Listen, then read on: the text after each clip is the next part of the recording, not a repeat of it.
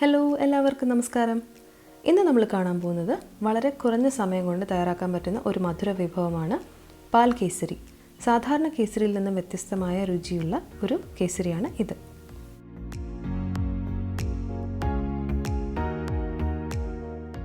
ഒരു non stick പാത്രം ചൂടാക്കി അതിലേക്ക് 1 ടീസ്പൂൺ നെയ്യ് ചേർത്ത് കൊടുക്കുകയാണ്. അതിൽ ഒരു 5-6 കാഷ്യൂ രണ്ടായിട്ട് പിളർന്നത് ഇട്ട് കൊടുത്ത് ഒന്ന് റോസ്റ്റ് ചെയ്ത് മാറ്റി വയ്ക്കാം.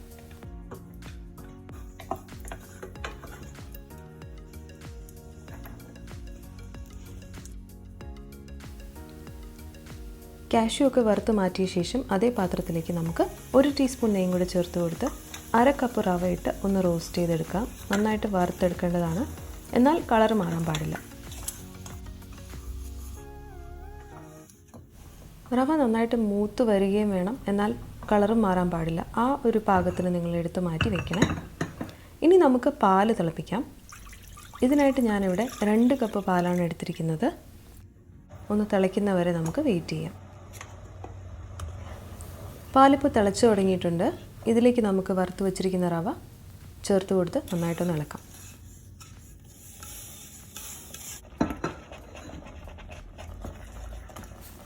റവ ചേർത്ത ശേഷം നമുക്ക് നിർത്താതെ ഇളക്കി കൊടുത്ത് അത് വേകുന്നവരെ ഒന്ന് ഇളക്കേണ്ടതാണ്. തീരെ പറ്റിപ്പോവാണെന്ന് തോന്നുവാണെങ്കിൽ നമുക്കൊരു 1/4 കപ്പ് പാലും കൂടെ ചേർത്ത് കൊടുക്കാം. പിന്നെയും ആവശ്യം അനുസരിച്ചിട്ട് വീണ്ടും ഒരു 1/4 കപ്പും ചേർക്കാവുന്നതാണ്. മൊത്തത്തിൽ ഒരു 2-2.5 കപ്പ് പാൽ വരെ നമുക്ക് ഈ കേസരിക്കകത്ത് ചേർക്കാവുന്നതാണ്. 2 മിനിറ്റ് സമയം ചെറിയ ഫ്ലെയിമിൽ മൂടി വെച്ചൊന്ന് വേവിക്കാം. അപ്പോൾ റവ നന്നായിട്ട് വെന്ത് കിട്ടും. അതിനുശേഷം നമുക്ക് ഇതിലേക്ക് ആവശ്യമുള്ള മധുരം ചേർത്ത് കൊടുക്കാം. ഞാനിവിടെ ഈക്വൽ അളവ് പഞ്ചസാരയാണ് എടുത്തിരിക്കുന്നത്. 1/2 കപ്പ് റവ എടുത്തത് കൊണ്ട് 1/2 കപ്പ് പഞ്ചസാരയാണ് എടുത്തിരിക്കുന്നത്. അത് നമുക്ക് ചേർത്ത് കൊടുക്കാം. നന്നായിട്ടൊന്ന് ഇളക്കി ഒരു 2 മിനിറ്റ് സമയം മിക്സ് ചെയ്യാം.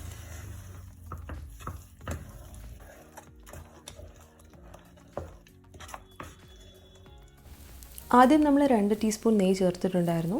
ഇനിയും നമുക്ക് 2-3 ടീസ്പൂൺ നെയ്യ് ചേർത്ത് കൊടുക്കാവുന്നതാണ്. നെയ്യൊക്കെ ചേർക്കുമ്പോഴാണ് ആ കേസരിക്ക് നല്ല ടേസ്റ്റ് വരുന്നത്. ഇപ്പോൾ ഞാൻ 2 ടീസ്പൂൺ നെയ്യ് ചേർത്ത് കൊടുത്തിട്ടുണ്ട്. നന്നായിട്ടൊന്ന് ഇളക്കാം. ഇനി ഇതൊരു എക്സ്ട്രാ ടേസ്റ്റിന് വേണ്ടിയിട്ട് ചെയ്യുന്നൊരു കാര്യമാണ്. ഇത് നിർബന്ധമല്ല. 2 ടീസ്പൂൺ മിൽക്ക് പൗഡർ ഒരു 2 ടേബിൾ സ്പൂൺ വെള്ളത്തിൽ മിക്സ് ചെയ്ത് ഇതിലോട്ട് ചേർത്ത് കൊടുക്കുകയാണ്. ഇതല്ലെങ്കിൽ ഒരു ടേബിൾ സ്പൂൺ മിൽക്ക് മെയ്ഡ് ചേർത്ത് കൊടുത്താലും മതി. ഇത് തികച്ചും ഓപ്ഷണലാണ്. ഇതുവരെ നമ്മൾ ചെയ്ത സ്റ്റെപ്സ് മതി പാൽ കേസരിക്ക്. പിന്നെ ഒരു 1/2 ടീസ്പൂൺ ഏലക്കാപ്പൊടിയും ചേർത്ത് കൊടുക്കുകയാണ്.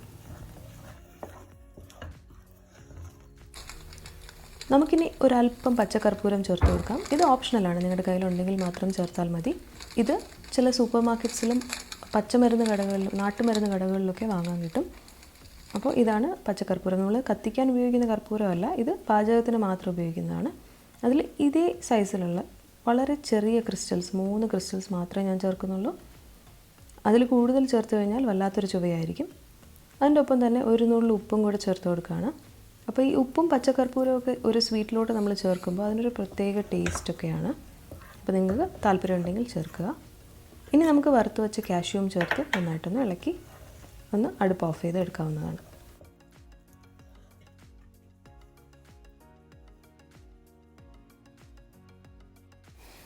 അങ്ങനെ നമ്മുടെ സിമ്പിൾ സ്വീറ്റായ പാൽ കേസരി ഇവിടെ റെഡി ആയിട്ടുണ്ട്. നിങ്ങൾ കണ്ടപ്പോൾ തന്നെ മനസ്സിലായിട്ടുണ്ടാവും നമ്മുടെ സാധാരണ കേസരിയുടെ പ്രിപ്പറേഷനിൽ നിന്നും വലിയ വ്യത്യാസമില്ല. എങ്കിലും ഇതൊരു പ്രത്യേക വിഭവം തന്നെയാണ്. ഇതുവരെ ഇത് ട്രൈ ചെയ്തിട്ടില്ലാത്തവർ എന്തായാലും ഒന്ന് ട്രൈ ചെയ്ത് നോക്കുക. നിങ്ങളുടെ അഭിപ്രായങ്ങൾ താഴെ കമൻറ്റ് ബോക്സിൽ അറിയിക്കുക. മറ്റൊരു എപ്പിസോഡിൽ കാണുന്നവരെ ബൈ.